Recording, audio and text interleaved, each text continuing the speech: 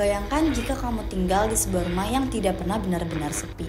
Terdengar suara langkah kaki di malam hari, suara orang sedang memasak di dapur kosong, hingga sosok misterius yang kerap muncul di tiap sudut rumah.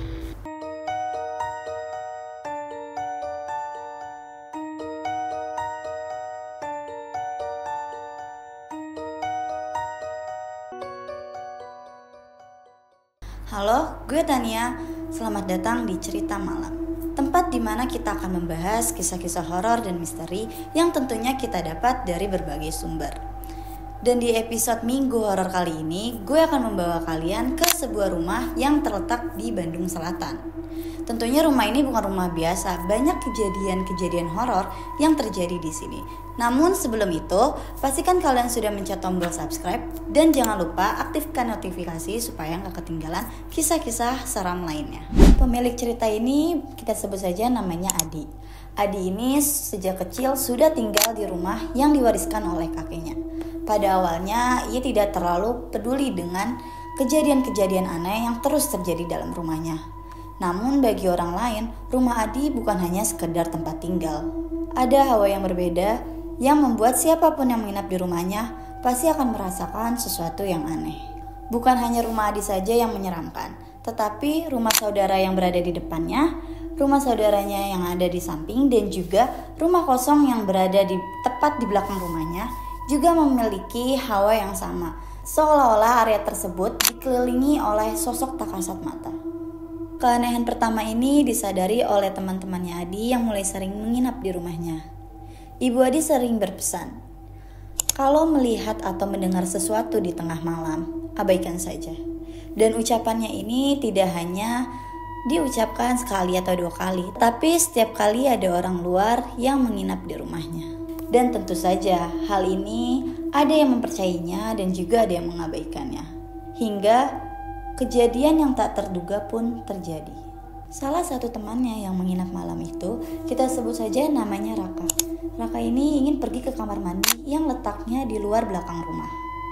Pada awalnya semuanya baik-baik saja, dan saat ia kembali, ia bertemu dengan kakaknya Adi yang sedang berdiri di dapur dengan posisi membelakanginya dan menghadap ke arah rak perabotan.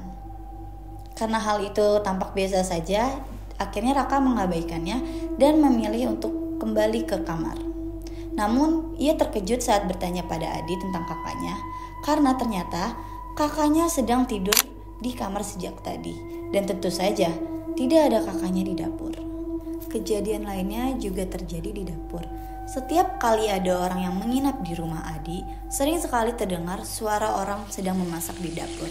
Seperti suara wajan yang beradu dengan spatula, suara air mengalir, hingga suara langkah kaki yang terdengar jelas. Namun ketika dicek, dapur selalu kosong. Dan bukan hanya itu, sumur di kamar mandi luar pun memiliki kisah seramnya sendiri. Banyak orang yang melintas di gang belakang rumah Adi dan melihat sesosok perempuan berambut panjang sedang duduk di atas sumur dengan kaki yang menjuntai ke dalam, tatapannya kosong, serta wajah yang tertutup oleh rambut. Karena sosok ini sering sekali terlihat oleh warga sekitar, akhirnya mereka lebih memilih jalan memutar daripada harus melewati gang rumah Adi. Namun anehnya, Adi sendiri tidak pernah melihat sosok tersebut meskipun dia sering pergi ke kamar mandi saat malam hari. Di belakang rumah Adi juga terdapat WC yang sering dipakai oleh orang luar karena letaknya berada di dekat jalan besar. Konon katanya di WC tersebut sering sekali terlihat sosok berbulu tinggi besar yang sering menampakkan diri. Bahkan sosok ini pernah menyentuh bahu orang yang sedang buang air hingga ia pun lari ketakutan. Selain itu, kejadian aneh lainnya juga terjadi di rumah ini. Suatu hari, Adi dan keluarganya pergi keluar rumah untuk menghadiri sebuah acara. Dan ketika mereka kembali, pintu rumah mereka tampak susah untuk dibuka. Seperti ada seseorang yang menguncinya dari dalam. Karena panik, mereka pun mencoba untuk mengintip dari lubang pintu. Dan saat itu, seluruh ruangan tampak gelap. Kakak Adi pun berinisiatif untuk naik ke lantai 2 dengan cara memanjat. Dan anehnya, saat kakak Adi baru saja masuk lewat jendela, seluruh ruangan kembali terang dan pintu pun dengan mudah dapat dibuka. Tak hanya rumah Adi, tapi hampir seluruh lingkungan rumahnya juga memiliki cerita mistis. Mulai dari rumah tetangganya yang konon katanya dihuni oleh harimau jadi-jadian, hingga sebuah warung yang berada di pinggir jalan yang memiliki jam tua yang sudah mati berpuluh-puluh tahun tiba-tiba kembali berdetak. Sampai hari ini, setiap kali Adi pulang ke rumahnya pasti selalu ada cerita baru yang berasal dari keluarganya. Jadi, menurut kalian apakah rumah ini benar-benar berhantu atau hanya kebetulan saja? Tulis pendapat kalian di kolom komentar.